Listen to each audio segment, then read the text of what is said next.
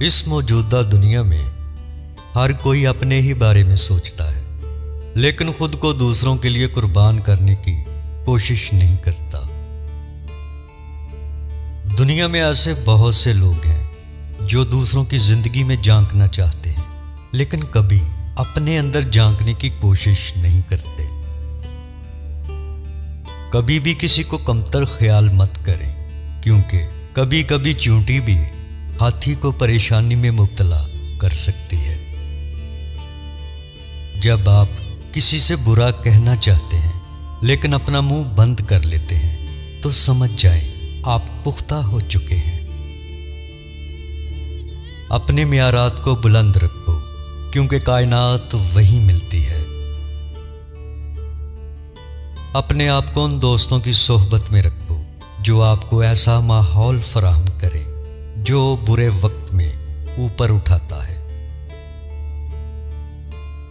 باپ ہی ایک ایسا شخص ہے جو آپ کو اپنے طریقہ سے زندگی گزارنے کی اجازت دیتا ہے، لیکن اس وقت روکتا ہے جب آپ غلط راستے کا انتخاب کرتے ہیں۔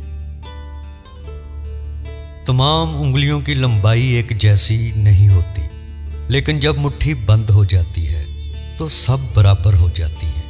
اسی طرح جب ہم جھکتے ہیں تو زندگی آسان ہو جاتی ہے اور تمام حالات آپ کے مطابق ہوتے ہیں۔ سالگرہ وہ دن ہے جس میں آپ اپنے ماضی کو اپنے مستقبل کے بارے میں سوچے بغیر مناتے ہیں۔ جب آپ لوگوں کے ساتھ ویسا ہی سلوک کرتے ہیں جیسا وہ آپ کے ساتھ کریں تو وہ پریشان ہو جاتے ہیں۔ اگر آپ کچھ دیر پرسکون رہیں تو وہ لوگ اپنا اصلی رویہ دکھائیں گے کہ وہ کیا ہے اور کتنے سستے ہیں۔ کبھی یہ مت سوچو کہ خاموشی کمزوری ہے۔ شدید ترین طوفان خاموش سمندروں سے ہی اٹھتے ہیں۔ زندگی اس وقت زیادہ معنی خیز ہو جاتی ہے جب آپ کو اس سادہ سی حقیقت کا ادراک ہوتا ہے کہ آپ کو ایک ہی لمحہ 2 بار نہیں ملے گا۔ اگر آپ کو لگتا ہے کہ آپ ہر وقت صحیح ہیں تو آپ زندگی کو نہیں سمجھے۔ اپنے آپ کو دوسروں کے منصوبوں کا حصہ نہ بنائیں، اپنا منصوبہ بنائیں اور اس کا حصہ بنیں۔ نیچے دیکھ کر اپنا موازنہ نہ کریں، ہمیشہ ان لوگوں کی طرف دیکھو جن لوگوں نے جد و جہد کی لیکن پھر بھی اپنے دشمنوں کو متاثر کیا۔